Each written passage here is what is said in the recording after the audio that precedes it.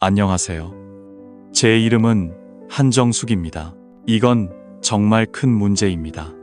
제가 어떻게 죽음에 가까웠는지 제 이야기를 들어주세요. 제발. 버스 창밖을 지나가며 경치가 빠르게 변합니다. 제가 평생 살았던 시장의 소금에 절인 해산물, 향기와 사람들의 소음이 점차 사라지자 조용하고 네모난 한 동네가 거짓말처럼 보입니다. 그것이 나타났습니다. 제 딸이 지난 일주일 내내 전화를 계속 걸었습니다. 벨이 울립니다. 호준 어린이집이 폐쇄되었습니다. 일주일 동안 문을 닫았지만 그것은 커플의 것입니다. 출장이 겹쳤다는 이야기입니다. 엄마, 이번만큼은 말할게. 제가 모호한 목소리로 다른 말을 어떻게 할 수 있을까요? 그렇게 하고 싶으신가요?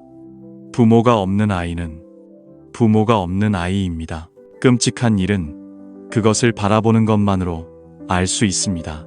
그것이 진실입니다. 저는 택시에서 내려 주소를 확인하고 바로 앞에 있음을 봤습니다. 아파트의 정문은 거대한 성벽처럼 보입니다. 그것이 나타났습니다. 버튼을 눌러 호출한 후 잠시 후 경비원이 도착했습니다. 저는 한 목소리를 듣고 그것이 김여진이라는 것을 알았습니다. 고개를 끄덕이며 엄마라고 말합니다. 저는 고개를 숙였습니다. 마치 세관을 지나가는 것 같은 기분입니다. 10년 전 시장의 한쪽에 있는 먼지투성이의 지점처럼 완전히 다른 종류의 기쁨입니다. 그것은 연약한 감정이지만 두껍고 무겁습니다. 제가 비밀번호를 입력하자 비프음이 들리고 문이 동시에 열리며 내부는 익숙해 보입니다. 이상한 향기가 퍼집니다. 엄마, 여기 계세요? 제 딸 여진이 맨발로 뛰쳐나와 저를 안습니다. 만나서 반가워요. 그러나 그 얼굴에 나타난 기쁨보다 더 많은 피로가 있습니다. 그것은 더 깊이 가려져 있습니다. 눈 밑에서 잘 차려입었지만 여전히 약간 피곤해 보입니다. 그 후 집안의 서늘한 공기처럼 제 사위 박서방이 차가운 표정으로 나타났습니다. 진실이 드러났습니다. 고생하셨습니다. 그는 매우 정중하게 말했지만 여전히 저를 뚫어지게 쳐다봅니다. 아무것도 아닙니다. 내 어깨를 넘어서 저는 관찰하고 있습니다. 제 손목에 깜박이는 시계와 제 팔에 있는 김치, 셔츠가 없는 세계는 제 세계와 다릅니다. 저는 제 온몸으로 제가 인간이라는 것을 말할 수 있습니다. 제 사위가 제가 들고 있는 가방을 잡았습니다. 그는 위를 쳐다보며 입을 열었습니다. 가짜 참기름과 시장에서 직접 구매한 참기름입니다. 제 마음은 고춧가루로 가득 차 있습니다. 며느리의 어머니는 어려움을 겪고 계실 텐데 이유 없이 오셨네요. 저는 필요한 모든 것을 가지고 있으니 이제부터는 그냥 오지 마세요. 정말 가까이. 당신의 물건은 우리 집의 수준입니다. 그것은 우리가 극복할 수 없는 압박감입니다. 저는 어색하게 미소 지으며 안 됩니다. 라고 말했습니다. 하지만 저는 손수 제 손자를 돌볼 것입니다. 저는 그렇게 해야 한다고 대답했습니다. 그렇게 해서 마음이 편해지기를 원했습니다. 사위는 더 이상 망설이지 않고 창백한 얼굴로 돌아섰습니다. 저는 거실로 갔습니다.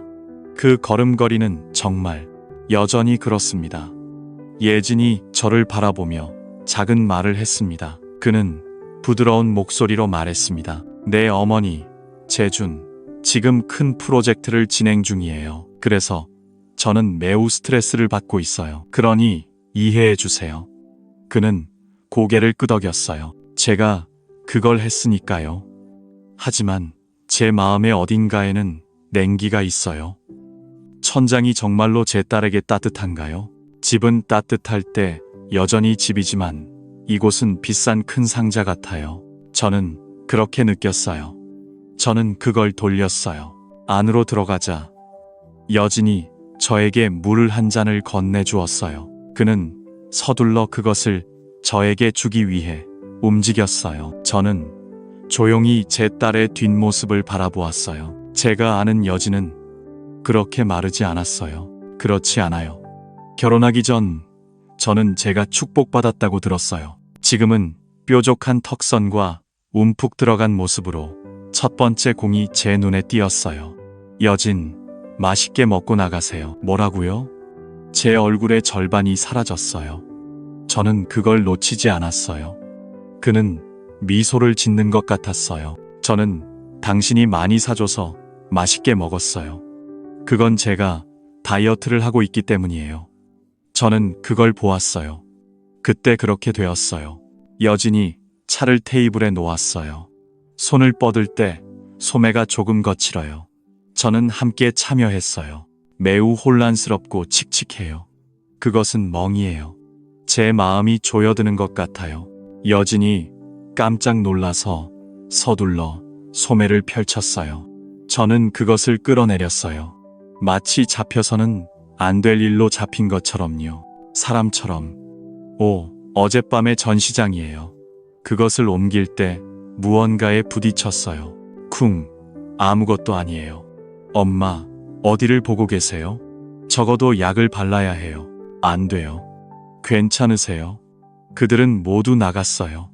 엄마는 항상 바쁘세요. 제 딸이 걱정스럽게 반응했어요. 저는 자리에서 일어났어요. 가구에 부딪힌 멍이 이렇게 생겼어요. 저는 제 몸으로 평생 이것을 경험해 왔어요. 저는 그걸 잘 이해해요. 시작은 파란색이고 점차 노란색으로 변해요. 그게 확실히 퍼지고 있어요. 저는 차와 함께 있어요. 저는 그 생각을 잊을 수 없어요. 저는 걱정을 억누르려고 노력하며 차를 한 모금 마셨어요. 저는 들었어요. 차가 제 혀끝에 따뜻하게 닿았지만 아는 얼음처럼 차가워요. 그래요. 그러고 나서 교실의 문이 열렸어요. 박 선생님이 다시 돌아왔어요. 여진이 빠르게 표정을 바꿨어요. 저는 제 사위에게 다가갔어요. 재준 씨, 저녁에 뭐 먹고 싶어요? 시어머니도 여기 계신데 맛있는 걸 시켜주세요. 제가 먹어야 할까요? 알겠어요. 저는 아프니까 나중에 올게요. 잘 챙기세요. 제 사위는 저를 아예 보지도 않았어요. 그냥 냉장고에서 물 한 병 꺼내서 다시 마시면 돼요. 문이 쾅 닫히는 소리가 제 마음을 아프게 했어요. 떨어지는 것 같았어요. 여진이 차가운 얼굴로 저에게 다가왔어요. 말해요. 당신은 식욕이 없는 것 같아요. 우리끼리 먹어요. 엄마. 그래요. 저는 더 이상 질문하지 않았어요. 지금은 무언가를 물어봐도 괜찮아요. 포옹하고 있는 딸의 독을 깨뜨리세요. 저는 그게 효과가 있을 것 같아요. 향에, 그릇에 참기름과 고춧가루, 모두가 이 차가운 집에서 살고 있어요. 나는 조금 따뜻한 공기를 마실 필요가 있어요. 나는 약속했어요. 적어도 내가 여기에 있는 동안에는. 날이 어두워졌고 나는 유치원에서 막 돌아왔어요. 내 조카 호주는 이 제품을 매우 좋아해요. 나는 그를 안아줘요. 나를 위로해주는 유일한 사람은 호준처럼 보이지만 그는 자신이 단에서 떨어질 것이라는 것을 모르고 있어. 나는 그걸 생각하지 않았어. 저녁을 먹으며 친구의 쇼를 보고 있었고 준비하는 동안 박 선생님이 사무실에서 나왔어. 결국 저녁은 나와 여진이 둘뿐이었어. 호준아, 삼시에 이걸 해줘. 다 됐어. 반찬이 차려졌지만 여진은 몇 모금만 마셨어. 경기가 많았고 단 한 번뿐이었어. 호준은 할머니의 음식이 가장 맛있다고 생각하는 유일한 사람이야. 나는 소리치며 밥을 먹었지만 결국 다 버리고 말았어. 숫자는 없었어. 나는 호준의 머리를 쓰다듬고 미소 지었어. 그때서야 나는 여진의 얼굴을 보게 되었어. 그의 얼굴에 가벼운 미소가 피어났어. 그것을 보는 것은 내 마음을 더 따뜻하게 만들어 주었지만 나는 여전히 아팠어. 잠시 후 나는 그릇을 씻고 호준 옆으로 갔어. 이제 세수하고 자러 가야 해. 끝났어. 할머니가 옛날 이야기를 들려줄 거야. 호준의 코는 그의 작은 등과 같아. 우리는 함께 누워 서로를 위로했어. 아이 방에는 온갖 종류의 장난감과 책들이 가득해. 매우 복잡하지만 잘 정리되어 있어. 마치 전시회 같아. 아기의 숨결은 부드럽고 고르게 흐르고 있어. 그것이 공명하며 내 눈은 천천히 감겨. 이제 때가 됐어. 호준이 잠에서 뒤척이며 나에게 말해. 나는 속삭였어, 할머니. 맞아. 우리 강아지. 알고 있지. 그는 거실 벽을 가리켰어. 그때 나는 60살이었어.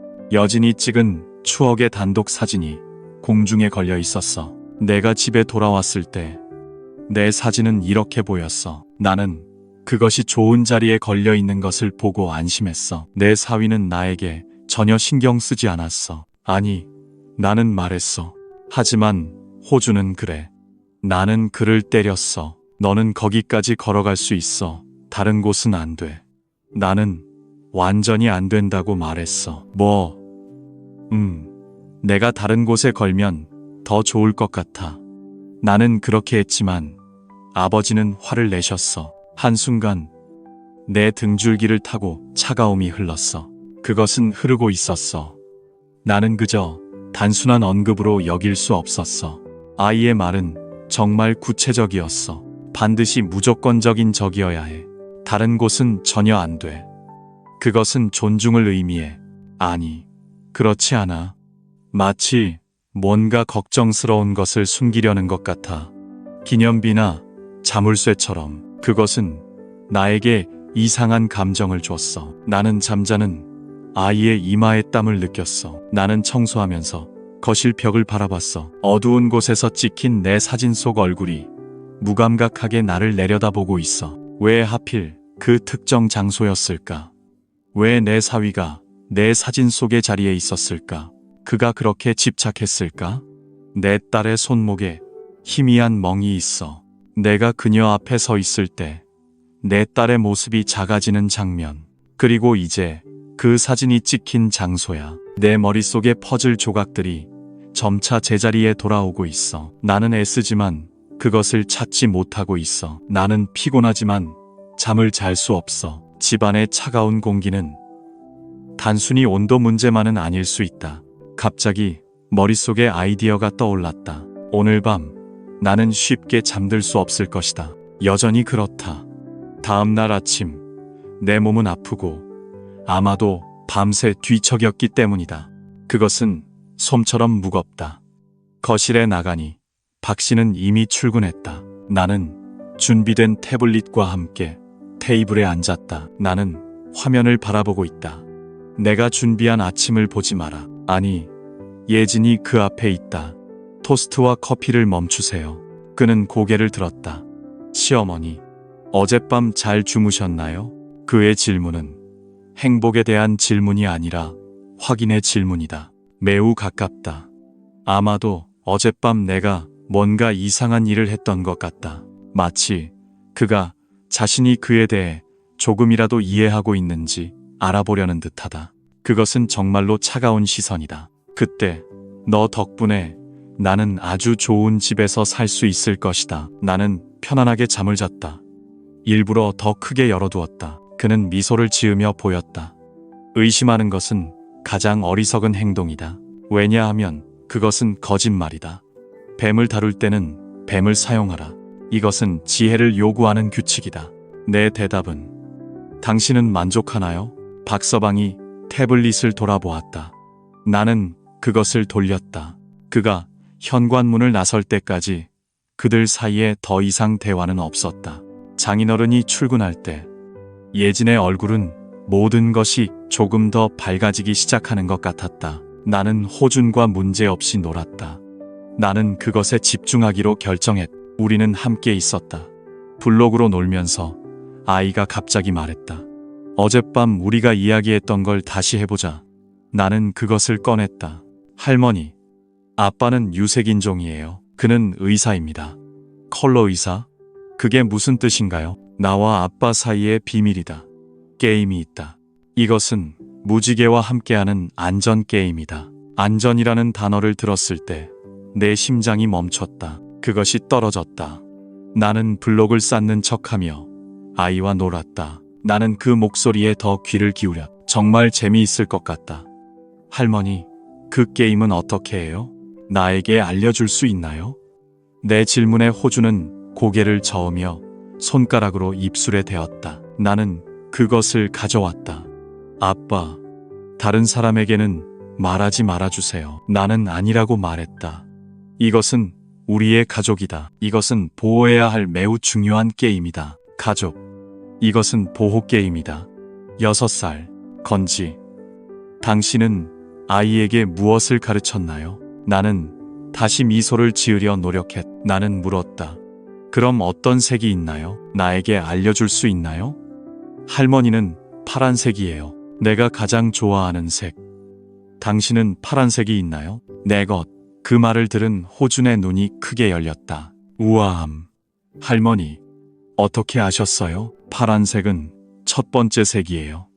자동차의 파란색. 다음은 빨간 스포츠카이다. 그리고 아이는 흥분하며 더 많은 것을 원했다. 나는 말하려고 했지만 갑자기 멈추고 입을 다물었. 그것이 닫혔다. 마치 아버지의 보이지 않는 손이 아이를 붙잡고 있는 것 같. 내 입이 닫힌 것처럼. 호준이 나를 바라보며 작은 말을 했다. 그는 부드러운 목소리로 말했다. 안 돼요. 내가 더 말하면 아빠에게 혼날 거예요. 순서를 아는 사람은 아빠와 나뿐이에요. 우리 둘만 있어야 해. 그리고 그 게임에 대해 더 이상 말하지 말자. 대화하지 말고 다른 장난감을 가져와. 시작하자.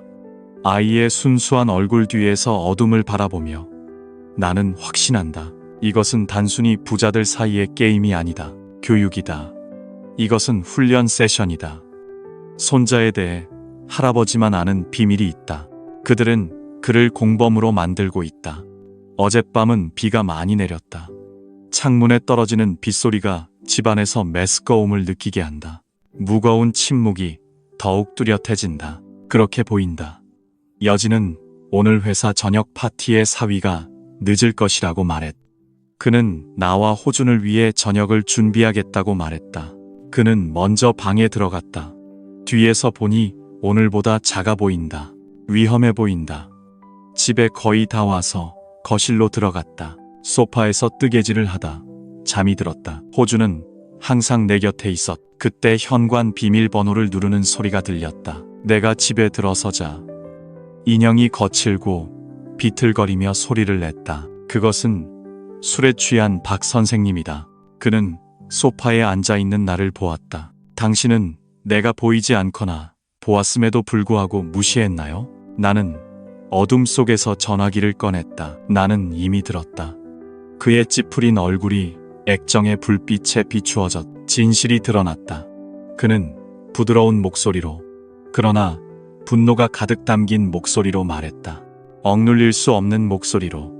전화가 시작되었다. 나는 오늘 안에 그것을 끝내라고 말했잖아. 당신은 나를 농담하고 있는 건가? 그는 거기에서 꽤 오랜 시간을 있었. 그는 상대방의 변명을 듣고 있는 것처럼 조용했다. 그 후 그는 계속 말하고 웃었. 상황이 좋지 않다. 바보처럼. 아들아, 내 머리가 작동하지 않으면 최소한 내 팔과 다리는 그렇게 해야 한다. 빨리 해야 해. 무슨 돈이 이렇게까지 길어지나? 나는 그것을 끌고 있다. 그의 목소리는 보통 그렇다. 내가 그리고 내 딸이 대우받았던 가식적인 대우는 더 이상 남아있는 점이 없다. 그렇지 않은가? 원초적인 욕심과 조급함이 떨어지고 있다. 그것은 묻혀버렸다. 나는 숨을 참으며 바늘을 들었. 나는 소파에 숨어 있었다. 마감 시간을 놓치면 어떤 일이 일어나는지 아는가? 당신만이 아니라 당신의 가족도 그렇다면, 만약 당신이 상상조차 하고 싶지 않다면 지금 바로 해라. 그것을 해결해. 내일 아침까지 내 눈앞에 가져와. 알겠지? 위협과 과잉. 결국 그는 전화를 걸어 같은 말을 했다. 나는 전화를 끊었다. 그는 비틀거리며 숨을 헐떡였. 서쪽 문으로 향하는 것처럼 보였으나 그 후 방향을 바꾸었다. 그는 나를 향해 다가왔다. 내 마음이 무너지기 시작했. 내가 붙잡히는 건가? 하지만 그는 제로를 지나쳤다. 호준이 자고 있는 것을 확인한 후 아이의 머리를 가볍게 한번 쓰다듬고 결국 나는 도서관으로 갔다. 한쪽 문이 쾅 닫혔다. 나는 예전에 거기 앉아 한동안 멍하니 있었다. 그 돈은 가족에게 충분하다. 그 말들이 빗소리와 함께 내 귀에 들어왔. 나는 주변을 배회하고 있다. 내 사위는 내가 알고 있는 그대로이다. 그는 성공한 자랑스러운 사업가가 아니다. 그는 더 위험하고 못생겼다. 뭔가 깊이 파고들어. 그렇다. 벌써 2시가 넘었나요? 거실의 유일한 스탠드 조명에 기대어 나는 소파에서 잠이 들었다. 그것은 형태였다. 얼마나 오래됐지? 랜턴 뒤에서 나는 작고 또렷한 목소리를 듣고 깨어났다. 나는 그것을 깨달았다. 그것은 호준이었. 아니, 아버지. 아이가 신음하고 있다. 나는 계속 뒤척였다.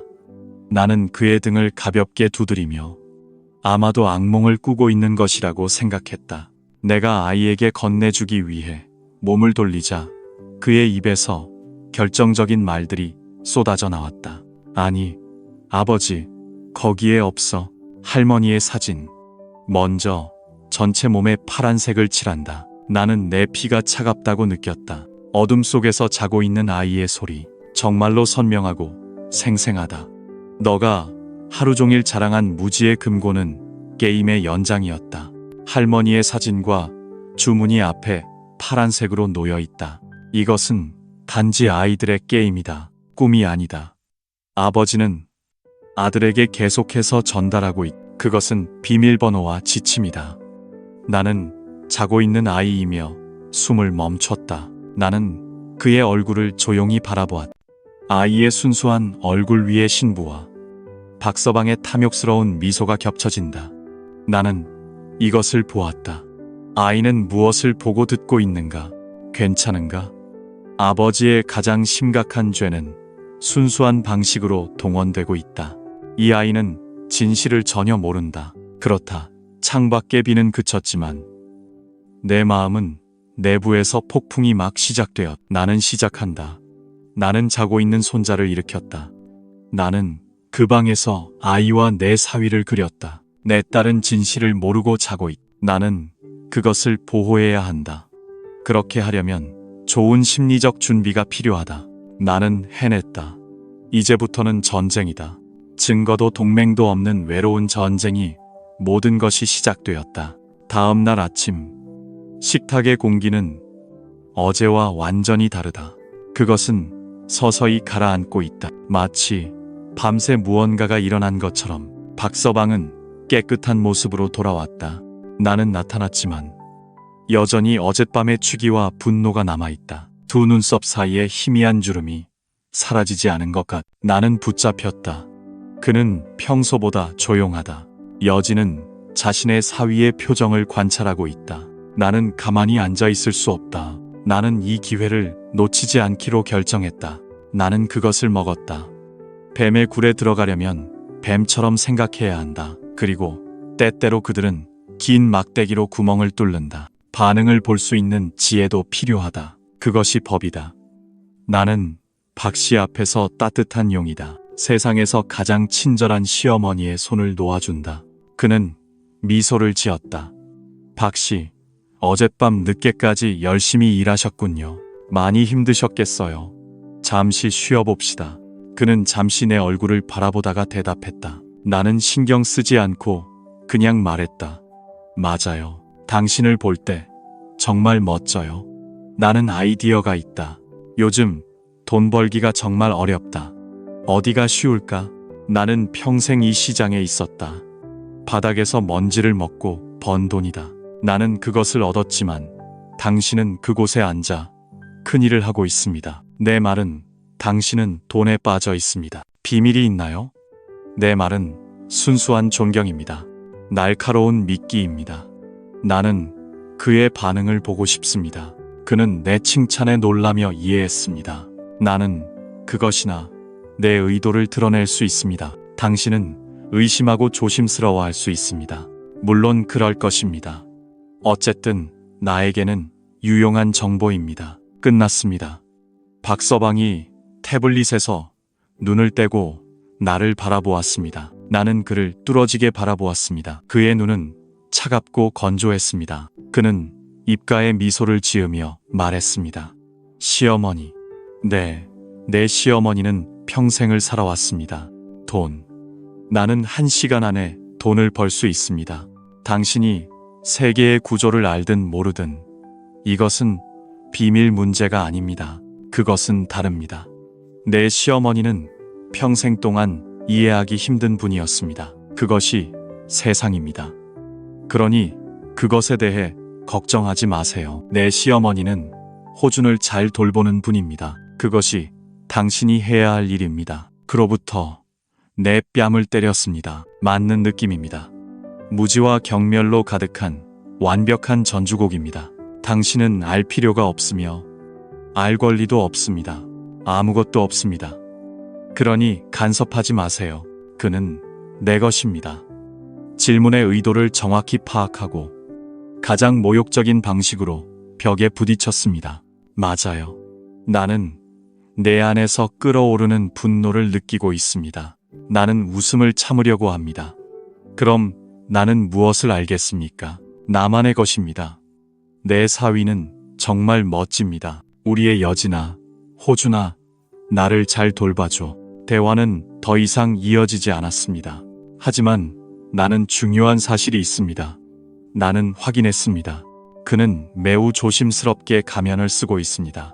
아주 작은 것이 당신의 영역을 침범하려고 하고 있으며 시도조차도 극도로 조심스럽습니다. 그게 다입니다. 그의 세계는 오직 돈뿐입니다. 당신이 범죄를 피할 수 있는 세상이 아닙니다. 절대 붙잡히면 안 됩니다. 그는 지킬 수 없는 비밀을 지키고 있습니다. 그것이 바로 세상입니다. 박 씨가 출근한 후 나는 딸이 설거지를 하고 있는 것을 보았습니다. 나는 가까이 다가갔고 이제는 내 딸의 반응을 확인해야 합니다. 당신 차례입니다. 나는 아무 일도 없는 것처럼 행동하려고 최선을 다했습니다. 마치 평범한 대화인 것처럼 이야기하기 시작했습니다. 여진아, 호준이 어젯밤에 나와 잤어. 모든 일이 끝났습니다. 당신은 정말 무슨 말을 하고 있습니까? 여진은 미소를 지었고 나는 다시 보았습니다. 나는 그녀의 눈을 똑바로 바라보며 말했습니다. 네, 그녀의 사진 아래에 파란색이 있습니다. 어쨌든 당신은 어떻게 말합니까? 내 꿈에서 나와 함께한. 나는 그저 순진한 것 같았습니다. 정말 많이. 더 정확히 말하자면 나는 그 과정 내내 웃었습니다. 내 딸의 얼굴에 내 말에 대한 미소가 떠올랐으나 그것은 즉시 사라졌습니다. 잠시 침묵이 있었습니다. 여진은 고무장갑을 낀 손으로 물을 따르고 있었습니다. 나는 내가 씻고 있는 그릇을 뚫어지게 바라보았습니다. 그것은 채였습니다. 나는 딸의 어깨가 조금 뻣뻣하다는 것을 깨달았고 그것을 느낄 수 있었습니다. 그것은 아이들이 여전히 말하는 것입니다. 요즘 나는 집에서 색깔로 놀고 있습니다. 나는 이해했습니다.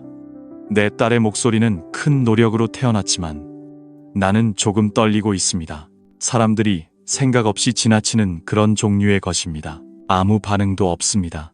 피곤하지만 절망적인 무언가가 있습니다. 그것은 무시하려고 애쓰는 사람의 반응입니다. 그렇죠. 하지만 할머니의 사진 아래에서 왜 그렇게 말하나요? 우리가 그렇습니다. 호준을 위한 특별한 장소가 있나요? 효과가 있을 것 같아요. 저는 들었습니다. 딸에게 세균으로 가득한 방을 주고 싶었습니다. 하지만 여진이 크게 고개를 흔들었습니다. 저는 물을 껐습니다. 그리고 그는 약간 불편한 표정으로 저를 바라보았습니다. 그는 부드러운 목소리로 말했습니다. 엄마는 모든 것을 걱정하네요. 연인이 그렇게 하고 있습니다. 왜 그렇게 잠자는 것에 대해 심각하게 생각하나요? 어떻게 생각하세요? 저는 정말 피곤합니다. 말을 마치고 그는 거실로 나갔습니다. 저는 흐르는 물을 응시하고 있습니다. 그래요. 딸은 알고 있습니다. 적어도 뭔가 이상한 것이 있습니다. 저는 그것을 느꼈습니다. 하지만 그것은 진실을 인정하는 순간 당신은 제가 이룬 완벽한 가족입니다. 그것이 무너질까 두렵습니다. 그렇습니다. 사위에 대해 의심하기보다는 사실을 지적하세요. 저를 귀찮고 피곤한 존재로 멀리 보내지 마세요. 저는 그것을 버리기로 결정했습니다. 한쪽이 다쳤습니다. 그래요.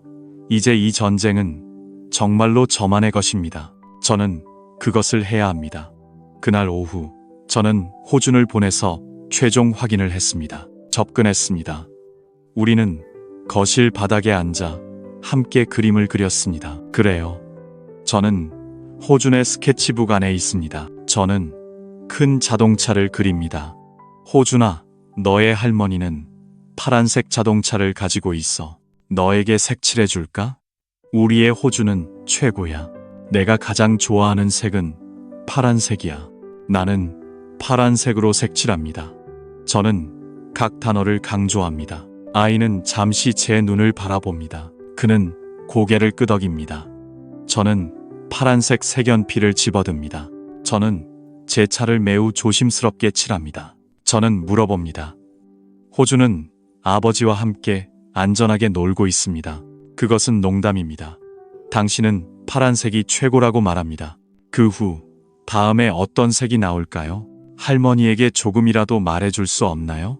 우리는 이것을 두 사람만의 비밀로 유지할 것입니다. 말을 마치자 아이의 얼굴이 창백해졌습니다. 저는 이게 지긋지긋합니다. 호주는 두려운 표정으로 주위를 둘러봅니다. 저는 2번 그것을 했습니다. 마치 아버지가 어딘가에서 지켜보고 있는 것 같습니다.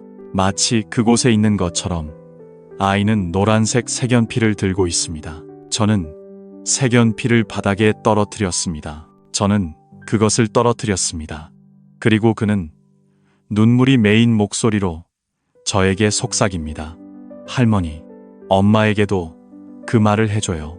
이것은 비밀을 지킬 수 없는 것입니다. 아이의 목소리는 저를 매우 두렵게 만듭니다. 그것은 아버지와의 약속을 지키는 일입니다. 그것은 아이의 순수한 마음이 아닙니다. 그 약속을 깨트리면 무언가가 돌아올 것입니다. 그것은 한국인의 두려움입니다. 결국 박서방은 이 아이에게 무엇을 했을까요? 당신은 뭔가를 했나요?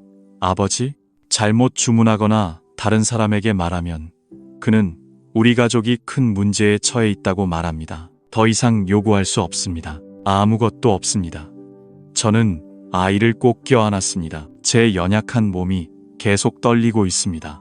네, 모든 것이 분명해졌습니다. 의심의 씨앗이 이제 큰 확신이 되었습니다. 제 마음 속의 나무가 되어주세요. 그것은 뿌리를 내렸습니다. 박 씨는 자신의 범죄의 손자입니다. 믿을 수 있는 보안 장치로 사용하세요.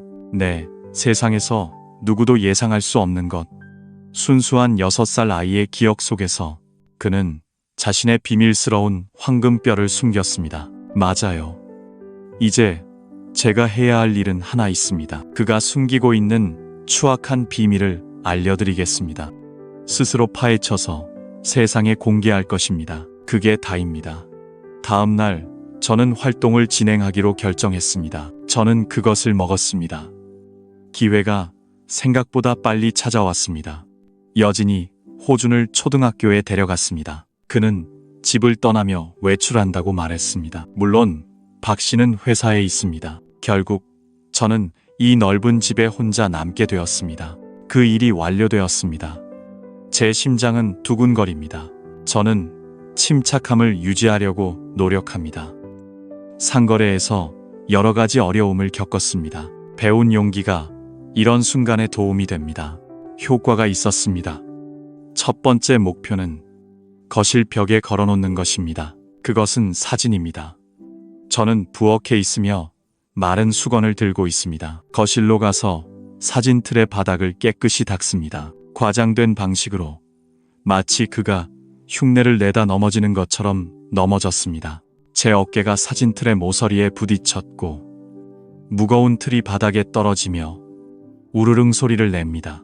새 모서리가 바닥에 고의적으로 놓여 있었습니다. 저는 각도를 조정하여 맞출 수 있도록 합니다. 유리는 깨지지 않았지만 틀은 부서졌습니다. 틀은 약간 휘어졌습니다.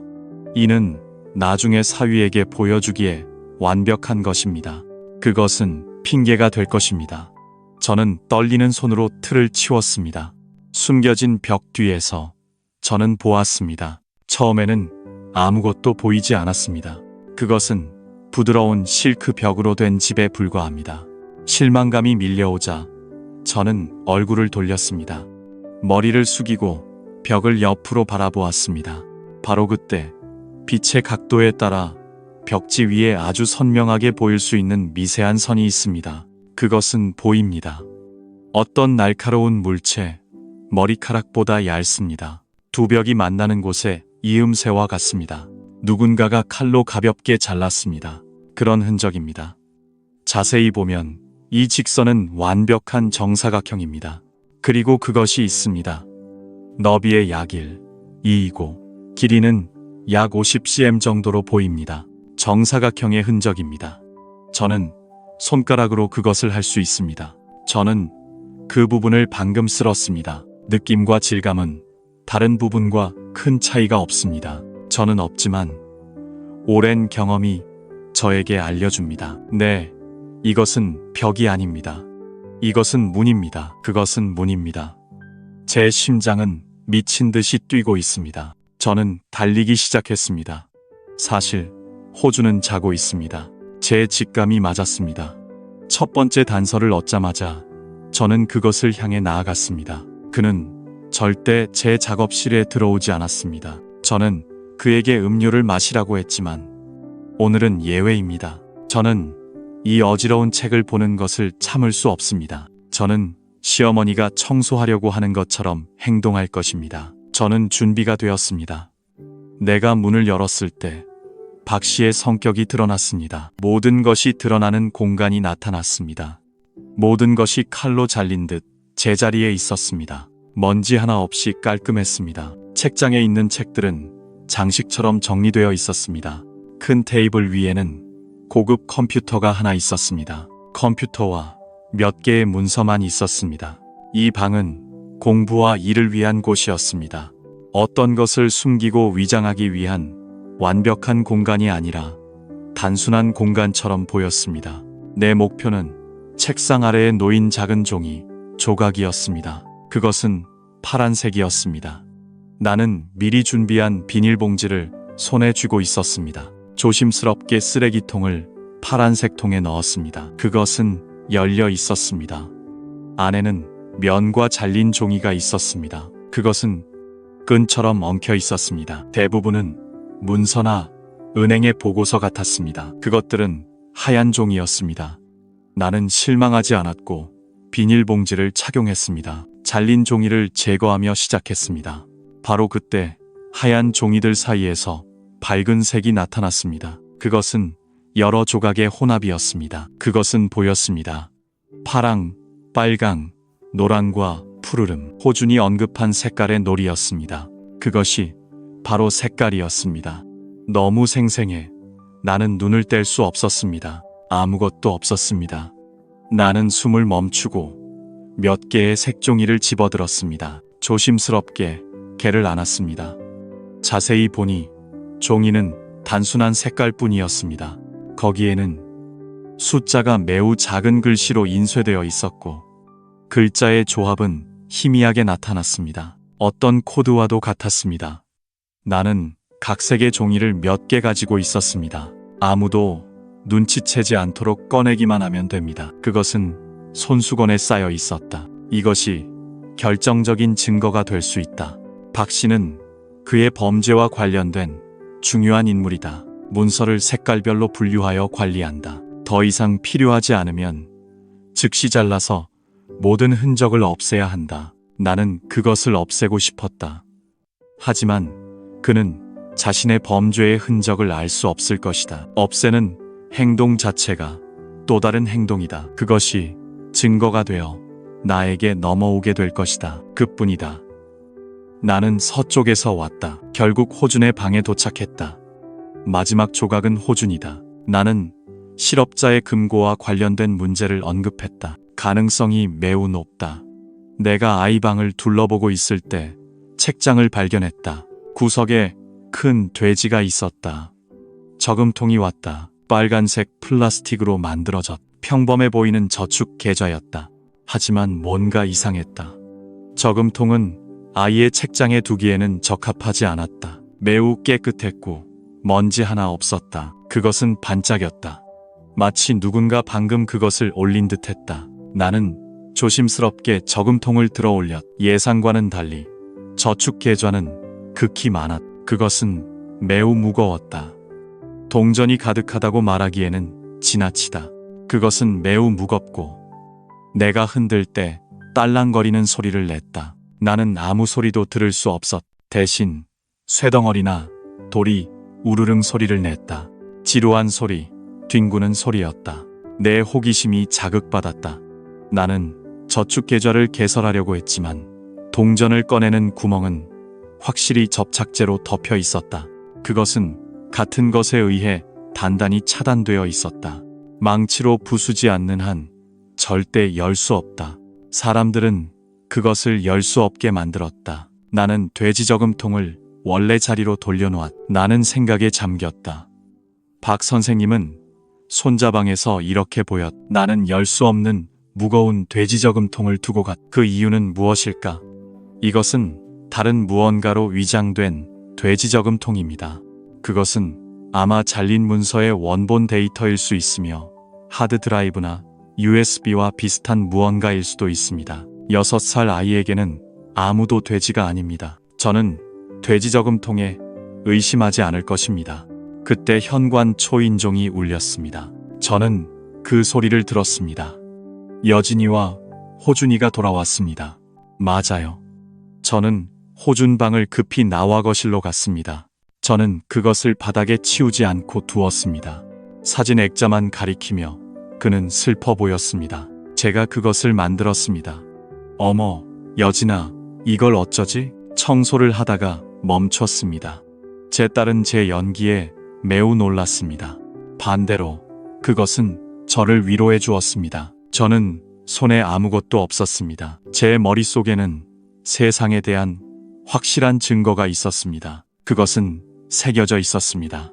벽에 숨겨진 금고의 흔적, 잘려진 조각들, 색깔, 문서, 퍼즐과 신비로운 돼지 저금통. 이제 저는 손에 3개의 강력한 무기를 가지고 있습니다. 그것은 계산이었습니다. 거실 테이블에 사진 액자를 두고 내려놓았습니다. 박 선생님은 퇴근하고 그 일을 했습니다. 발견했을 때의 반응을 보세요. 그것이 목적입니다. 예상대로 그는 서쪽으로 향하고 있습니다. 발소리가 테이블 앞에서 멈췄습니다. 그는 잠시 구겨진 사진 액자를 내려다보았습니다. 그는 고개를 들어 저를 보았습니다. 저는 고개를 들었습니다. 그의 눈에는 감정이 전혀 없었습니다. 거기에 없던 것이 더욱 끔찍하게 만들었습니다. 시어머니, 무슨 일이죠? 그의 목소리는 작지만 억눌린 감정이 가득했습니다. 차가운 분노가 숨길 수 없었습니다. 여진이가 급히 제 곁에 섰습니다. 저는 변명을 했습니다. 제이준 씨, 어머니가 우연히 정리하셨습니다. 그는 그것을 떨어뜨렸습니다. 제가 나중에 고치거나 새로 사면 효과가 있을 것입니다. 하지만 박 선생님은 딸의 말을 가볍게 여겼습니다. 무시하고 여전히 저를 뚫어지게 바라보았습니다. 그렇습니다. 저는 제가 부주의했다고 대답했습니다. 죄송합니다, 박 선생님. 괜찮아요. 그는 제 대답을 듣고 입꼬리를 올렸습니다. 그는 약간 비틀렸습니다. 그는 액자에서 시선을 떼고 저를 바라보았습니다. 한 걸음 더 다가왔습니다.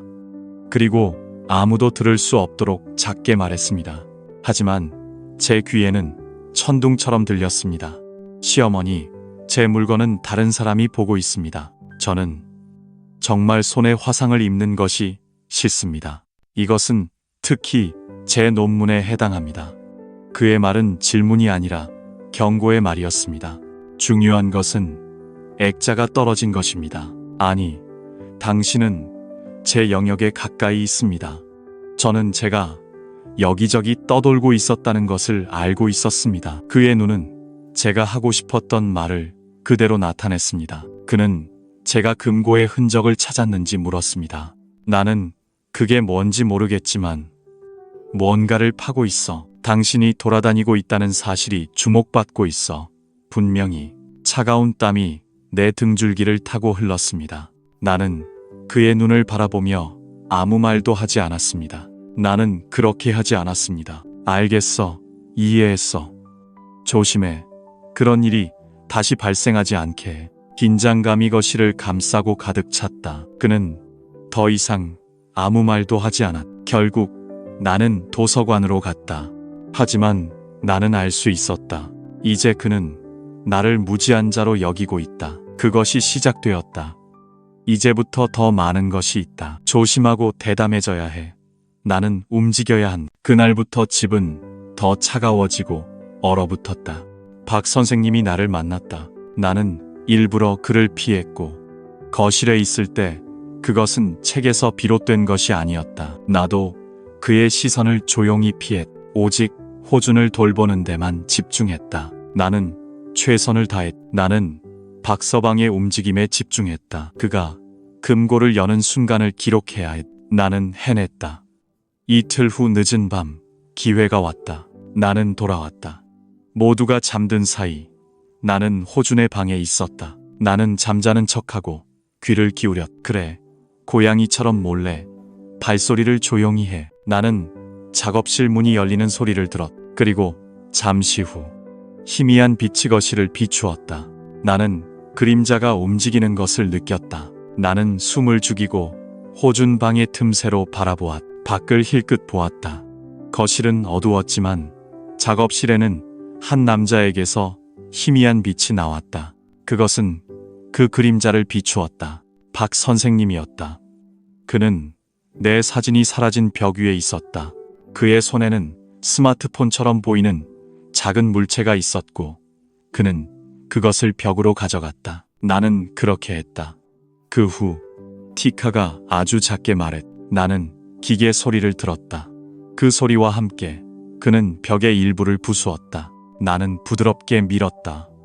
그리고 나서 벽의 일부가 조용히 무너졌다. 그것은 안으로 매끄럽게 열렸다. 그것이 보일 수 있었다. 내 예측이 맞았다. 그것은 완벽하게 위장된 비밀의 방이었다. 박 선생님이 안에 문서더미와 함께 있었다. 그의 모든 행동은 극히 신중했다. 정말 빠르게. 나는 그 짧은 순간을 놓치고 싶지 않았다.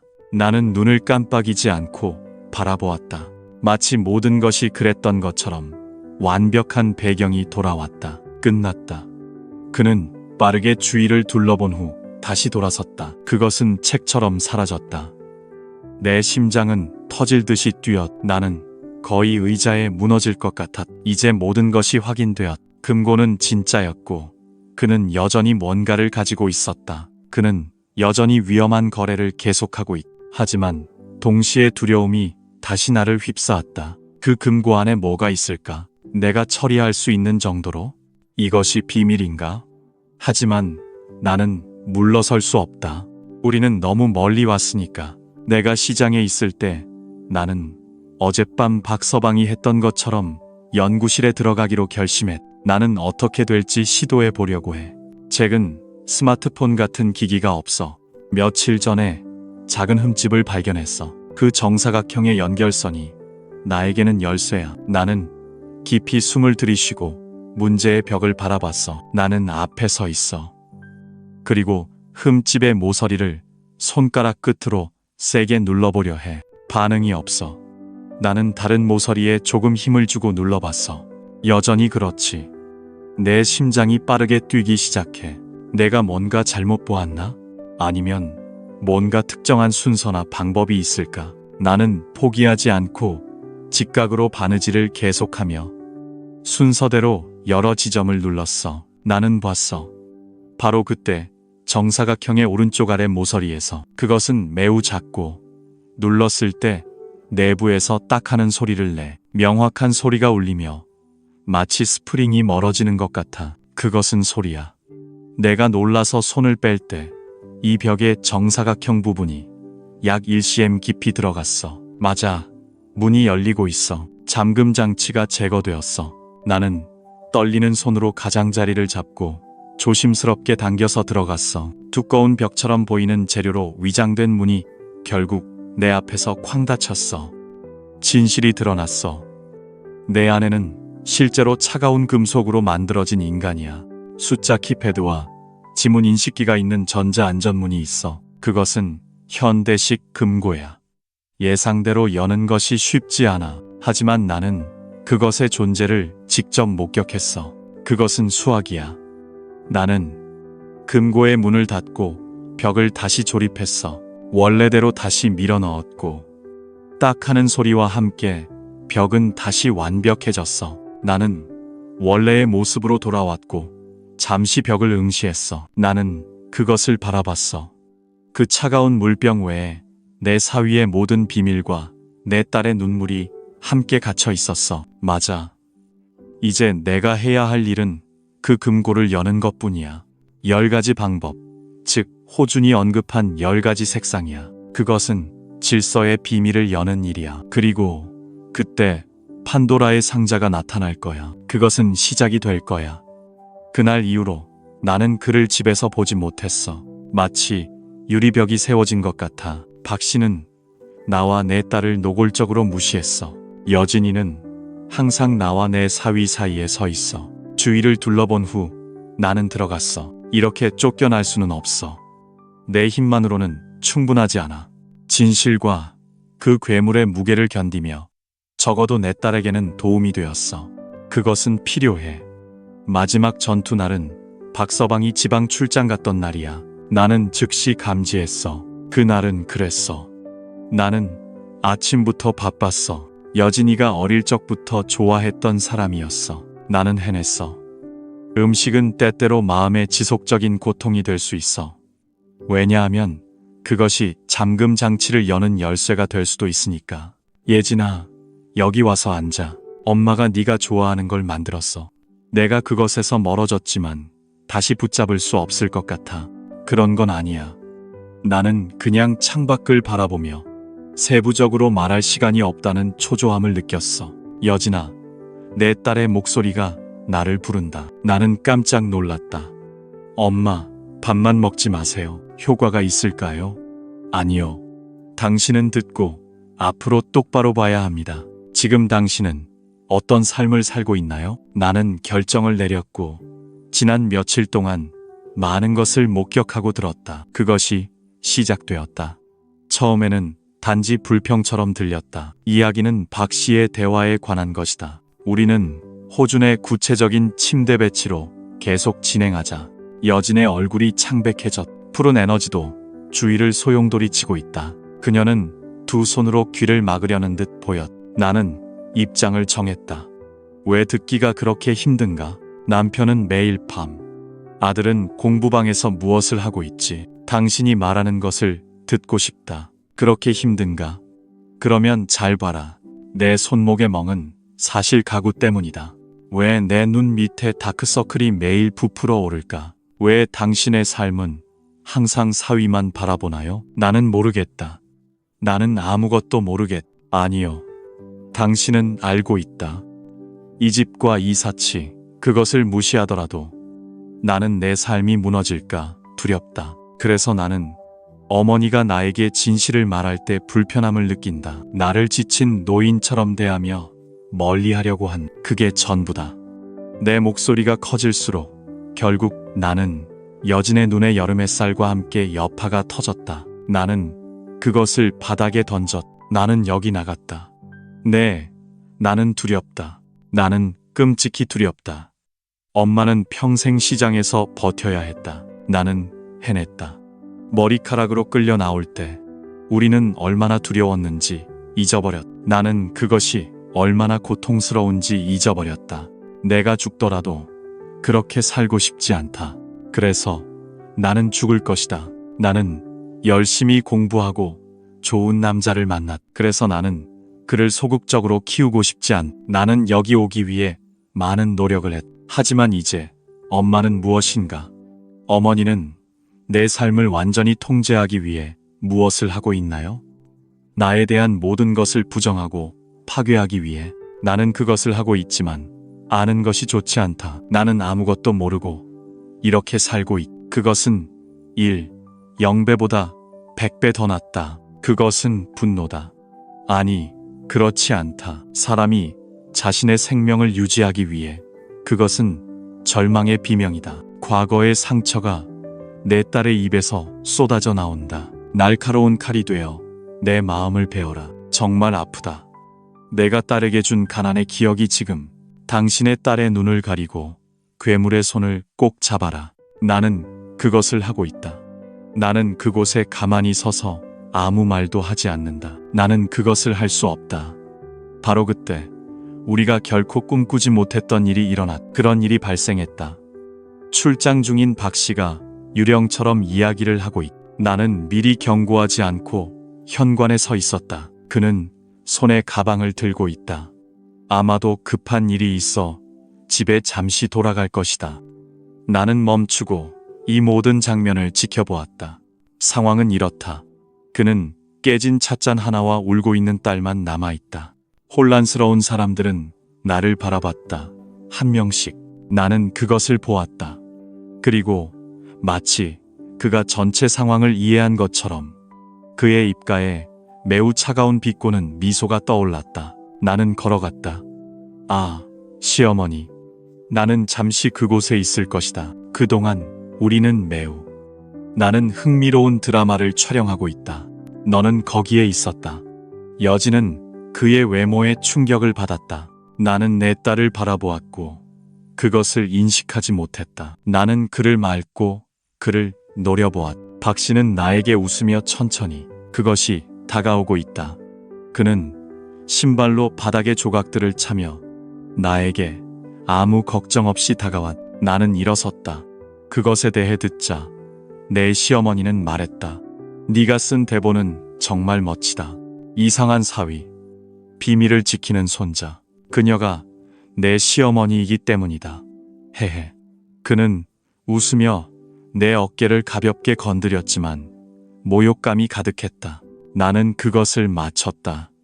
시어머니, 당신은 편집증에 걸렸나요? 당신은 들었나요? 현실과 상상을 구분할 수 없으며 모든 것을 왜곡하여 자신과 연결시킨다. 이것은 수용이 필요한 병이다. 특히 가까운 사람들에게 집착하며 모든 사람이 구원받아야 한다는 망상을 가진다. 그것은 떨어질 수도 있다. 내 시어머니는 현재 그런 상태에 있다. 모두 비슷하다. 그의 말은 즉시 나를 놀라게 했고 정신적으로 문제가 있는 노인에 의해 전해졌다. 나는 그것을 버렸다. 여진은 마치 의사인 것처럼 말했다. 마치 환자의 보호자가 진단을 들은 것처럼. 나는 혼란스러웠지만 한편으로 그는 복잡한 안도감을 나타내고 있었다. 나는 그것을 구축했다. 그것이 유일하게 설명할 수 있는 논리이기 때문이다.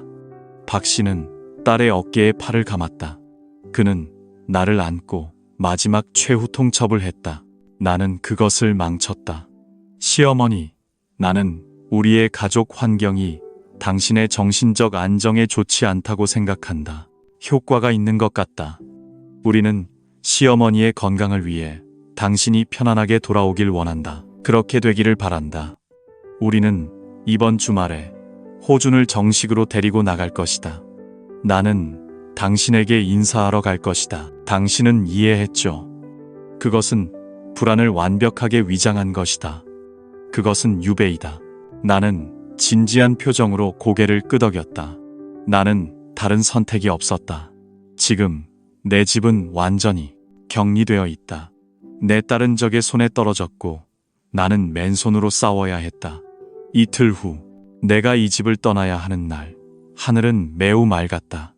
그 이틀 동안 집안의 공기는 답답해졌다. 날씨가 너무 춥고 건조해서 나는 그곳에서 살 수 없었다. 박 씨는 내가 존재하지 않는 것처럼 나를 대했다. 나는 그것을 견뎌야 했고 거실에 있을 때였다. 그는 여진에게 매우 애정이 깊었다. 마치 일부러 그렇게 하는 것처럼 나는 그런 모습을 만들어냈다. 여진은 사위의 플레이에 매우 감명받았다. 우리가 서로의 눈을 바라볼 때 나는 범죄자처럼 급히 고개를 돌렸다. 모든 것이 나를 놀라게 했다. 나는 더 이상 시간이 많지 않다. 이제는 내 딸을 설득할 때다. 하지만 그건 불가능하다. 그렇다면 오직 한 가지 방법밖에 없다. 그 괴물의 소굴에서 탈출하기 전에 그 사슬을 더 단단히 묶는 것이 최선이다. 확실한 무기는 금고의 비밀번호다. 나는 알아내야 한다. 그러나 박서방의 감시는 상상할 수 없다. 그게 다야. 그는 내가 호준이와 혼자 있다고 말했다. 마치 그들이 나에게 시간조차 주고 싶지 않은 것처럼 나는 계속해서 내 동생을 내 조카 또는 내 딸이라고 부른다. 나는 그에게 아이를 돌보라고 시킨다. 나는 점점 불안해진다. 기회는 오직 한 번만 있을 것이고 그 기회를 놓치면 모든 것이 끝날 것이다. 결국 떠나기 전 오후에 기저귀처럼 기회가 찾아왔다. 여진이 호준이의 유치원 용품을 준비하고 있다. 나는 잠시 나가서 뭔가를 사러 갔고 박 씨가 중요한 말을 했다. 그는 사무실에 갇혀 있으며 전화 통화 중이라고 말했다. 나는 거실에서 불용놀이를 하고 있었다. 나는 조용히 호준에게 다가갔다. 내 심장은 빠르게 뛰었지만 겉으로는 세상에서 가장 친절한 할머니의 미소를 지켰다. 나는 그것을 만들었다. 호준이의 할머니가 내일 집에 돌아온다. 너는 가는 길에 너의 할머니를 기억하니? 아이는 빠르게 슬퍼지며 나에게 울기 시작했다. 그것은 간청하고 있다. 할머니, 가지 마세요. 저는 할머니와 함께 있어요. 나는 놀고 싶다고 말했다. 나는 미리 계획된 활동으로 내 아이를 위로했다. 나는 그것을 진행했다. 그럼 이렇게 해보자. 할머니와 함께 호주는 두 사람만 아는 비밀번호를 만든다. 나는 이 비밀번호를 원할 때마다 생각한다. 어때? 아이의 눈은 비밀번호라는 단어를 듣고 커졌다. 그것은 호기심으로 반짝인다. 나는 아이와 눈높이를 맞추기 위해 바닥에 앉아 다채로운 이미지 카드를 펼쳤다. 나는 그것을 내려놓았다. 좋아. 이것은 숨겨진 보물섬의 지도다. 호주는 이 지도를 해독할 용기가 있어야 한다. 너는 보물을 찾을 수 있어. 먼저 나는 초록 카드를 앞에 놓고 그것을 내려놓았다. 나는 푸른 바다를 건넜다. 다음에는 무슨 일이 일어날까? 내가 암호를 풀면 보물에 더 가까워질 수 있을까? 우리의 용감한 탐험가는 너에게 말해야 한다. 그렇게 하고 있다. 호주는 잠시 생각에 잠겼다. 그는 게임에 완전히 빠져 있는 것 같다. 나는 빨간 카드를 짚기 위해 얼굴을 들어올렸다. 다음은 불가리아 레드 와인이다. 나는 안다. 오, 맞아. 예상대로 우리 호준이는 모험을 좋아하는 성격으로 태어났다. 그리고 난 후 빨간 불가사리 지나서 너는 노란 잠수함을 조종해야 한다. 아이는 주저하지 않고 노란 카드를 선택했다. 나는 그것을 내려놓았다. 그리고 마지막으로 초록 카드를 높이 들며 그는 나타나 자랑스럽게 외쳤다. 마지막은 푸른 해조류 동굴이다. 동굴 안에는 보물이 있다. 파란색, 빨간색, 노란색, 초록색. 나는 그 순서를 머릿속에 두고 있다. 그리고 너의 마음에 깊이 새겼다. 그러나 그것만으로는 부족하다. 나는 이것이 실제로 금고의 비밀번호라고 확신한다. 그것이 필요하다. 와우, 우리 호준이는 정말 훌륭하다. 어떻게 이렇게 어려운 비밀번호를 기억할 수 있을까요? 저는 그것을 기억하려고 하고 있습니다. 아버지는 차를 바꿔야 합니다. 매번 색상과 순서가 똑같습니다. 저는 마치 자신과 이야기하는 것처럼 혼잣말을 하고 있습니다. 하지만 아이가 충분히 들을 수 있도록 중얼거리고 있습니다. 그때 호준의 얼굴이 화가 났습니다. 하늘이 밝아지고 그는 제 얼굴에 소리쳤습니다. 맞아요. 할머니, 이제 끝났습니다. 아버지, 맞아요. 아버지의 차는 단순한 차가 아니라 우리 집의 보물이며 그것을 보호하는 비밀 로봇 군단입니다. 파란색입니다. 로봇, 빨간 로봇, 노란 로봇, 이제는 심지어 파란 로봇까지. 로봇 군단을 여는 순서를 기억해야 합니다. 온몸에 소름이 돋았고 오싹한 기분이 들었습니다. 퍼즐의 마지막 조각이 맞춰졌습니다. 결정적인 순간이었습니다.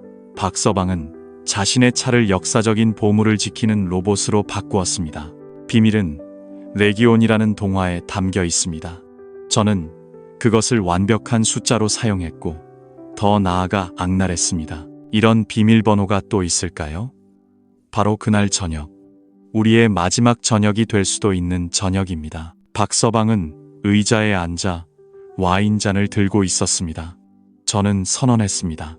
여진, 너와 나, 이것은 나와 호준을 위한 선물이야. 저는 다음 주에 퇴사할 예정입니다. 그리고 여진과 호준은 유럽을 명목으로 작은 성을 짓는 계약을 했습니다.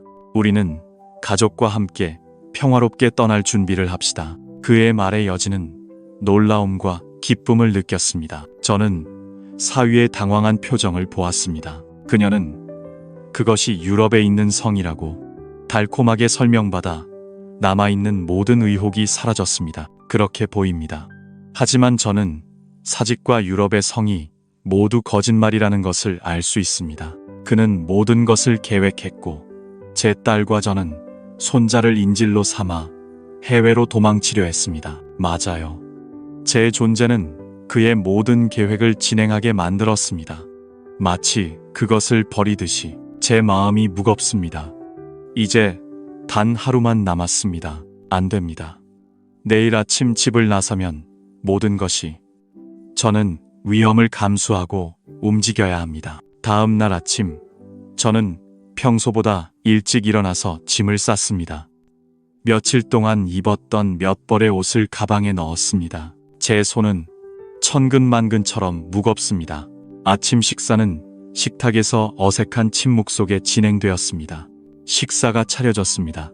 박서방은 오늘이 자신의 삶의 날이라고 느꼈습니다. 저는 심지어 양콘 노래를 흥얼거렸습니다. 오늘은 지금까지의 최고의 날입니다. 여진은 사위에게 강요받아 웃으면서 커피 한 잔만 마셨습니다. 저는 그것을 만지작거렸습니다. 그동안 아무도 저와 이야기하지 않았습니다. 안 됩니다. 결국 저는 앞문을 나서야 했습니다. 때가 되었습니다. 그것은 길어졌습니다. 할머니, 가지 마세요. 오늘 저는 로봇 아저씨와 함께 레기온을 다시 하기로 결정했습니다. 저는 아이의 얼굴을 보는 것이 견딜 수 없었습니다. 저는 아이의 등을 가볍게 두드렸습니다. 만약 제 결정이 틀리다면 나는 심지어 이 따뜻함을 내 손으로 밀어냈습니다. 그것이 바로 감정입니다. 다음번에는 더 많은 재미있는 게임을 가져올 것입니다. 나는 돌아올 것입니다. 그러니 건강하게 먹어라. 너는 강해야 한다. 약속해, 아이들아. 내 손가락을 너의 새끼손가락에 걸었습니다. 나는 약속했고 일어섰지만 눈물은 여전히 흘러내렸습니다. 그것은 폭발했습니다. 여진이 그것을 보고 여전히 고개를 돌렸습니다. 박 씨는 심지어 나에게 가방을 들어준 사람입니다. 나는 그렇게 하지 않았습니다. 그가 짐을 내려놓는 것처럼 보였습니다. 그는 내게 표정으로 말했습니다. 시어머니, 안전하게 집으로 돌아가세요. 그것이 우리가 집에서 나눈 마지막 대화였습니다. 현관문이 이렇게 쾅 닫혔습니다. 나는 세상과 단절된 기분이 들었습니다. 아파트를 떠나는 순간 나는 동네에 있었습니다. 박서방의 차는 쇼핑센터 구석에 숨겨져 있었습니다. 나는 그가 떠나기를 기다렸습니다. 얼마 지나지 않아 초록색 차가 주차장에서 나왔습니다. 그것은 보일 수 있었습니다.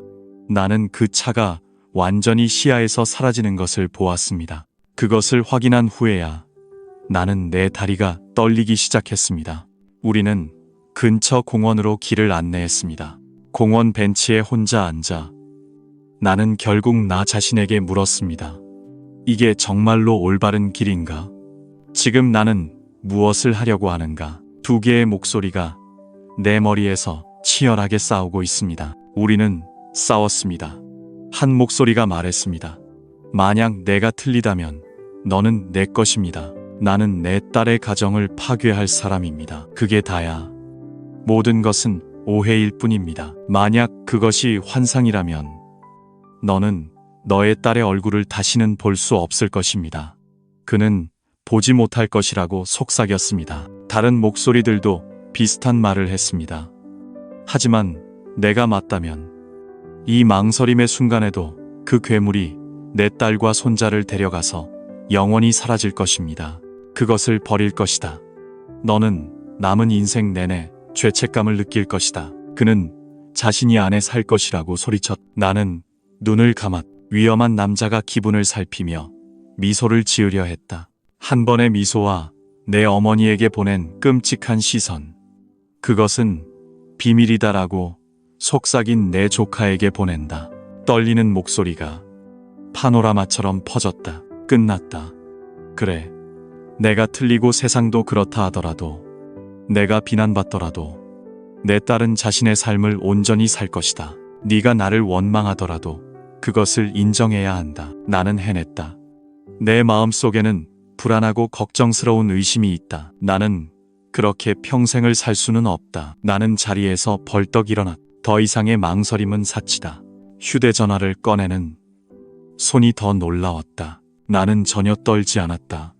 나는 111에 전화를 걸었. 네, 경찰서입니다.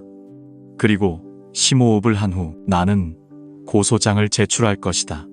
문제가 매우 심각하다. 사건은 매우 심각하고 용의자는 현재 해외로 도주하고 있다.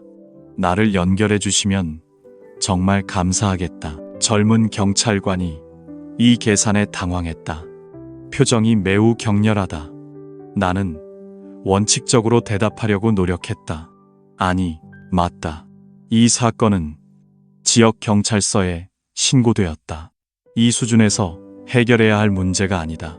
용의자는 매우 치밀하고 교활하다. 가능할 수 있습니다.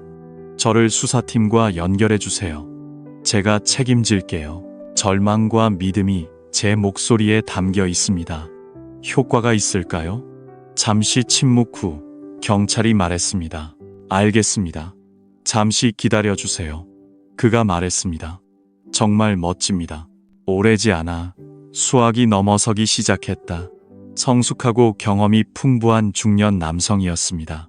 한 남자의 목소리가 들렸다. 여기는 서울수도 경찰청 범죄수사대입니다.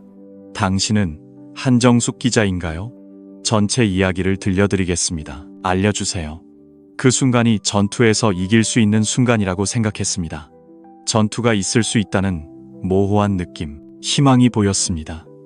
박철규 팀장은 저를 한 번도 들어주지 않았습니다. 박 팀장과의 통화가 끝난 지 1시간이 지났습니다. 검은 차가 멈췄습니다. 차에서 내린 사람들 중에 박 팀장도 있었습니다. 민간인 복장을 한 3명의 경찰관이 있었습니다. 그들은 신분증을 보여주고 다시 돌아갔습니다. 저는 사건을 한번 간략히 확인했습니다. 박 팀장의 눈빛은 사실을 확인한 것 같았습니다. 그것은 밝게 빛났습니다. 엄마, 우리는 긴급 조사를 시작했습니다. 덕분에 박재준의 이름이 최근 점점 더 알려지고 있습니다. 높은 수익을 보장하는 투자 사기 사건입니다. 이것이 핵심 제품이며 사용되고 있습니다. 저는 사실을 확인했습니다. 그러나 증거 부족으로 조사에 많은 어려움이 있었습니다. 저는 그 일을 겪었습니다. 당신 어머니의 조언이 결정적인 열쇠가 될 것입니다. 그렇게 생각합니다. 그의 말이 제 마음에 닿았습니다. 그것을 쓸어버렸습니다. 제 의심은 환상이 아닙니다. 탐정들이 즉시 두 팀으로 나뉘었습니다. 그들은 움직였습니다. 한 팀은 법원에 신속하게 도착하여 자산을 수색하고 압수했습니다. 한 팀은 영장을 발급받고 다른 팀은 공항으로 갔습니다. 경찰서와 이민사무소에서 봉제 인형이었습니다. 가족에 대한 긴급 이동 금지 명령. 저는 그것을 요청했습니다. 모든 것이 순조롭게 진행되었습니다. 이 일은 이루어졌습니다. 저는 박 팀장의 차를 가져가 몇 분 동안 운전했습니다. 딸은 기한 전에 도망쳤습니다. 저는 아파트로 돌아갔습니다. 차창 밖으로 지나가는 풍경을 바라보았습니다. 결국 이게 정말 올바른 일인가요? 스스로에게 물었습니다. 하지만 제 마음은 이상하게도 차분했습니다. 그것은 단단했습니다. 우리는 아파트 단지 안에 약 1시간 동안 숨어 있었습니다. 박 팀장의 라디오에서 긴급한 목소리가 흘러나왔습니다. 흐르고 있었습니다. 팀장님, 목표 차량이 아파트로 돌아왔습니다. 확인하세요. 그의 여권이나 다른 서류일 수 있습니다. 그는 그것을 가지러 온 것 같습니다. 즉시 들어가겠습니다. 제 마음이 무너졌습니다. 박서방은 공항으로 곧장 가지 않고 돌아왔습니다. 다시 돌아왔습니다. 그것은 하늘이 저에게 준 마지막 것이었습니다. 판단의 함정. 그리고 나서 익숙한 녹색 외국차가 있었습니다.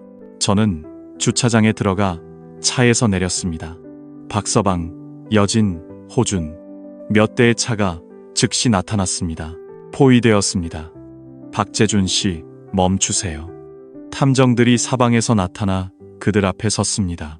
내가 그를 막았을 때 박서방의 얼굴은 혼란스러움으로 가득 차 있었다. 당신들은 누구인가요? 내가 누구인지 아십니까? 내 변호사에게 전화를 하세요. 맞아요.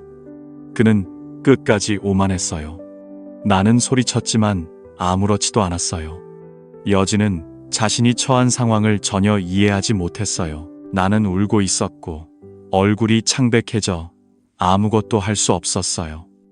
나는 방금 웃고 있는 호준을 안고 있었고 그녀의 시선은 탐정들 뒤에 있었습니다. 내가 차에서 내리는 순간 그녀의 얼굴은 깊은 원망으로 가득 차 있었어요. 절망이 밀려왔어요. 박 팀장은 박 씨의 저항을 부드럽게 거부했어요. 그는 그를 제압하고 그의 앞에 체포 영장을 들이밀었어요. 나는 그것을 보았어요. 특정 경제 범죄, 형량 증가, 이후 법을 위반하고 사기와 횡령. 당신은 의심으로 긴급 체포되고 있습니다. 우리 함께 진행합시다. 탐정들에게 붙잡힌 박서방은 예진이 그것을 넣으러 나갈 때 집으로 끌려갔어요. 나는 함께 했어요. 집은 즉시 수사 현장이 되었어요. 모든 것이 변했어요. 박 씨는 거실에서 나를 발견했어요. 박 씨는 거실에서 나를 발견했어요. 그는 증오로 가득 찬 눈빛으로 내게 소리쳤어요. 바로 그가 이 모든 일을 계획한 사람입니다. 마치 노련한 여우처럼 나는 그를 차가운 시선으로 무관심하게 바라봤어요. 말해봐. 당신이 심은 대로 거두게 될 것입니다. 그게 전부예요. 박 팀장이 사무실에 들어가며 물었어요. 박재준, 사무실 벽 뒤에 숨겨진 비밀. 당신은 금고를 쉽게 열 수 있나요?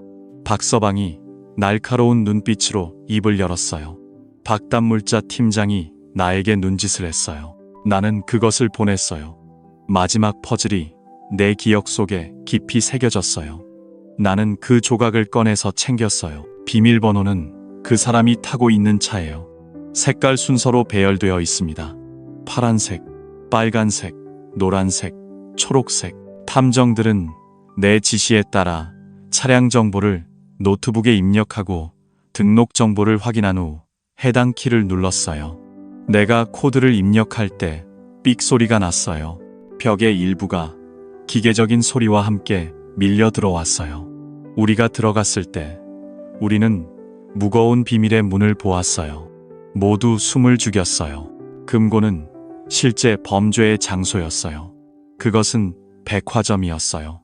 안에는 수십억 원짜리 셔츠 상자가 있었어요.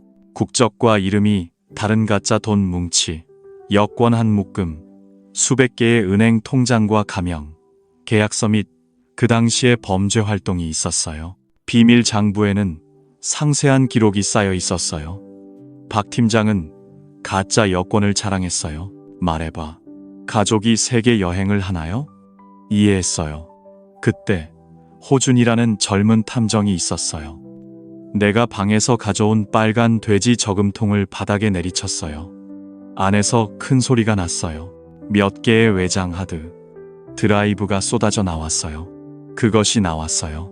디지털 포렌식 팀원들이 그중 하나를 내 노트북에 연결했어요. 나는 소리쳤어요. 팀장님, 이건 빙고예요. 모든 투자자 목록과 그들의 자금 흐름에 대한 세부 정보예요. 모든 정보, 해외 계좌 정보 포함. 이 남자는 심지어 여기서 백업 파일도 가지고 있어요. 나는 그것을 숨겼어요. 그게 전부예요. 그것은 결정적인 타격이었어요. 마지막 순간까지 도망치려 했던 박서방의 얼굴에서 모든 것이 무너졌어요. 탐정들이 그의 손목에 수갑을 채웠다. 그 시끄러운 소리는 마치 악몽이 끝났음을 알리는 종소리처럼 불쾌하게 울렸다. 그것은 도시 곳곳에 울려 퍼졌다. 모든 것을 자신의 눈으로 확인한 예지는 그저 앉아 울고 있었. 눈물은 끊임없이 흘러내렸다. 그녀의 세계는 완전히 무너지고 있었다. 그것은 한순간이었. 박서방은 수갑을 차고 탐정들과 대면하게 되었다. 언제 당신이 끌려 나왔는지 어떻게 알겠는가? 아파트 복도에는 많은 카메라가 있다. 플래시가 켜졌다. 그는 마지막 순간까지 고개를 숙이지 않았다. 그렇지 않았. 그의 마지막 말은 증오와 경멸이 뒤섞인 것이었다. 그의 시선은 쓰러져 울고 있는 딸에게 쏠렸고 두려움으로 가득 차 있었다. 심지어 내 손주에게만이 아니라 나에게도 그렇다. 그 눈은 내가 반드시 복수할 것이라고 말하고 있었다. 그렇게 보였지만 나는 더 이상 두렵지 않았. 아니다. 가장 무서운 순간은 이미 내 손 안에 있었다. 그것은 완성되었기 때문이다. 박 씨가 실종된 집은 폭풍에 무너졌다. 모든 것이 혼란스러웠고 마치 내가 사라진 것 같았다. 나는 그것을 상자에 넣었고 남은 것은 텅 빈 소리뿐이었다. 그것은 공간을 가득 메우며 울려 퍼졌다. 나는 그 혼란 속에 있었다. 바닥에 앉아 미쳐가고 있었다. 호주는 랜턴 뒤에 숨어 있었다. 그는 절망적으로 내 바지를 잡았다. 그렇다. 예진아, 일어나. 내 것이다. 나는 그의 목소리에 맞춰 천천히 고개를 끄덕였다. 나는 이미 들었다. 빈 눈동자에는 감정이 없었다. 그것은 막지 못했다. 마치 영혼이 그 관계에서 빠져나간 듯했다. 나는 딸의 양팔을 가져와 그녀를 깨웠다. 나는 그것을 설정했다. 우리는 한동안 조용히 앉아 있었다. 그들은 거기 서서 서로를 지지하고 있었다. 집 뒤에서 무겁고 아픈 소리가 들렸다. 오직 정적만이 남았다. 도시의 불빛이 하나씩 켜졌다. 그렇다. 어제까지 그 불빛들은 나의 것이었다. 그것은 내 딸의 성공을 위한 배경처럼 보였다. 오늘 그것은 지옥의 황산 불꽃 같은 기분이었다. 나는 그것을 느꼈다. 그때의 그것이었다. 내 어깨에 기대고 있는 예지는 거의 들리지 않는 작은 목소리로 속삭였. 미안해요, 엄마. 나는 완전히 잘못했어요. 나는 정말 바보였어요. 내 딸의 마지막 말이 입에서 나왔다. 나는 그를 가볍게 토닥였다. 나는 이해했으므로 그것이 안도감이라고 스스로 위로했다. 그렇지 않았다. 지금 내 딸이 필요한 것은 말이다. 아니, 그렇지 않다. 부서진 세계의 조각들 사이에 기대어 있을 곳이다. 그래서 충분하다. 나는 내 딸을 소파에 앉히고 그녀를 내 품에 안았다. 호주는 계속해서 꼭 껴안았다. 할머니, 아빠는 어디에 계세요? 경찰이다. 그 남자들이 아빠를 데려갔다. 아빠는 나쁜 사람이다. 나는 아이야. 나는 진실을 말해야 한다. 나는 아프고 지금 경찰과 함께 나는 이야기를 하러 갔다. 아주 오랫동안 당신이 잘못한 일에 대해 생각할 때가 되었다. 그리고 어느 날 아주 오랜 후에 호준아, 내가 이렇게 자라면서 아빠가 말했다. 하지만 그때까지 우리 호준과 세계에서 가장 강한 어머니는 함께할 것입니다. 지금은 아무도 우리 호준에 대해 모르고 있습니다. 내가 당신을 지킬 것입니다. 아이의 고른 호흡 소리를 들으면서 긴 전투가 결국 끝났다는 것을 깨달았습니다. 나는 그것을 깨달았습니다. 사기 주모자 박시잡기라는 제목으로 나는 이 사건에 큰 기여를 했습니다. 우리가 살고 있는 고급 아파트의 모습이 매일 화면에 나타납니다. 그의 모든 재산은 범죄로 얻은 돈입니다. 그것은 검토되어 동결되었고 결국 우리는 짐을 싸고 그 집을 떠나야 했습니다. 우리가 세운 모든 것들에 대한 믿음이었습니다. 그것이 실제로 모래성이라는 것을 확인하는데 오랜 시간이 걸리지 않았습니다. 먼저 우리는 내 오래된 별장에 정착할 것입니다. 나는 그곳으로 이사했습니다. 좁고 낡은 2개의 방이 있는 집입니다. 그것은 집이지만 그 대리석 궁전보다 더 차가웠습니다. 100배, 1000배 더 편안합니다. 날씨가 따뜻합니다. 여진은 며칠 동안 수업료를 내지 않았습니다. 나는 방에만 있었습니다. 내 삶은 완전히 부정당했습니다. 나는 내 사위에게 충격과 배신감을 느꼈습니다. 나는 피해자들에 대한 죄책감에 눌려 있습니다. 그렇습니다. 나는 내 딸에게 강요했습니다. 나는 서두르지 않았습니다. 그저 조용히 음식을 서빙하고 문 앞에 두었습니다. 나는 손을 떼고 밤새 신음하던 내 딸을 돌보았습니다. 나는 그녀 곁에 있고 그녀를 안았습니다. 일주일 정도 지났나요? 여진 혼자. 나는 문을 열고 밖으로 나갔습니다. 내 딸은 부풀어 오른 눈으로 나를 바라보았습니다. 나는 그녀 앞에 무릎을 꿇었습니다. 엄마, 이제 나는 무엇을 해야 하나요? 나는 살 자신이 없습니다. 나는 살아야 합니다. 당신은 살아야 합니다. 당신은 호준의 엄마인가요? 그리고 그것은 내 잘못이 아닙니다. 아니, 그것은 내 잘못입니다. 잘못되었습니다. 나는 좀 더 일찍 알아차렸어야 했습니다. 나는 그 사람의 거짓말에 속았습니다. 나는 허영심에 눈이 멀었고 결과는 마찬가지였습니다. 마치 공범처럼 나는 내 딸을 깨웠습니다. 그런 다음 당신은 그냥 돌려주면 됩니다. 우리는 당신이 할 수 있는 것에서 도망치지 마십시오. 문제는 모든 것에 정면으로 맞서는 것입니다. 엄마는 항상 당신 곁에 있습니다. 당신은 혼자가 아닙니다. 그날 이후 여진은 변했습니다. 나는 변호사를 만나고 내가 아는 모든 것을 그에게 이야기하기 시작했습니다. 나는 사실을 제시했고 내 사위의 범죄로 인해 사건의 피해자들에게 편지를 썼습니다. 나는 그것을 썼습니다. 물론 그들의 분노가 쉽게 가라앉지 않았습니다. 하지만 그것은 내 딸이 감당해야 할 일입니다. 그것은 공유입니다. 나도 시장에서 한 자리를 얻었습니다. 나는 일을 시작했습니다. 나는 부끄럽지 않습니다. 땀으로 번 돈처럼 정직하고 올바르게. 왜냐하면 그것은 이 세상에 존재하지 않기 때문입니다. 그래서 우리는 폐허 위에 서 있습니다. 우리는 우리의 삶을 하나씩 다시 세우고 있습니다. 나는 회복하기 시작했습니다. 그때로부터 1년이 지났습니다. 박서방은 재판에서 15년형을 선고받았습니다. 그는 무거운 형벌을 받았습니다. 그의 항소는 기각되었고 그의 이름은 이제 사람들의 기억 속에서 점차 잊혀져 가고 있습니다. 우리는 시장 근처의 작은 마을에 살고 있습니다. 새 집으로 이사했습니다. 보증금은 제가 평생 저축한 돈과 제 딸의 것입니다. 제가 가진 작은 조각들입니다. 그것을 얻기 위해 팔아야 했습니다. 작고 오래된 집이지만 창문이 있습니다. 매일 아침 따뜻한 햇살이 쏟아집니다. 제가 들어가면 주방은 항상 짭짤한 향기가 납니다. 저는 동네의 작은 카페에서 아르바이트를 하고 있습니다. 시작되었습니다. 모든 고급 옷은 버리세요. 이제 저는 청바지와 단순한 티셔츠를 입고 돌아다닙니다. 하지만 제 딸의 얼굴은 예전보다 더 아름답습니다. 그녀는 편안하고 밝아 보입니다. 저는 더 이상 누구의 의견도 신경 쓰지 않습니다. 저는 심지어 웃으려고도 하지 않습니다. 가끔 퇴근하고 피곤합니다. 만약 그녀가 제 어깨에 기대면 저는 딸이 있는 첫 번째 사람이 될 것입니다. 저는 제 삶을 살기 시작했습니다. 그것을 느낄 수 있습니다.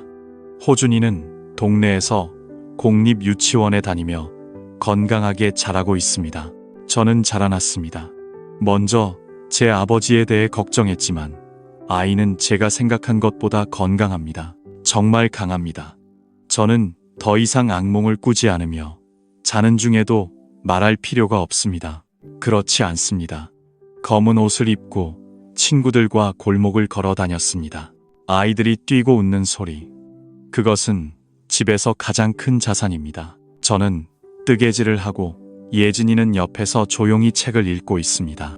호준이는 거실 바닥에 좋아하는 로봇 장난감을 가지고 누워 있습니다. 저는 놀고 있습니다. 평안하고 행복합니다. 그때는 저녁이었습니다. 그때 저녁 뉴스에서 박 씨가 뉴스는 간단하게 보도되었습니다. 수감자를 노린 또 다른 사기 사건. 그는 자신의 활동을 중단하려 하다가 체포되어 형을 선고받았습니다. 그는 추가되었다고 합니다. 사람은 쉽게 변하지 않는다는 쓰라린 진실입니다. 그것은 진실을 확인하는 순간이었습니다. 예진이는 잠시 화면을 바라보았습니다. 저는 리모컨을 들고 생각 없이 채널을 돌렸습니다. 저는 그것을 버렸습니다. 그 얼굴에는 더 이상 분노나 후회가 없습니다.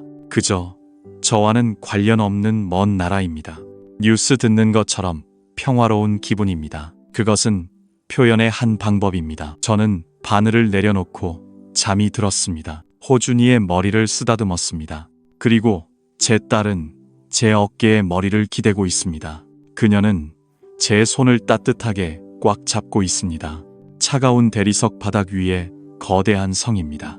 비록 부서졌지만 우리는 결국 태양을 볼 수 있었습니다. 우리는 정말로 집을 되찾았습니다. 그것으로 충분합니다. 더 이상 바랄 것이 없기 때문입니다.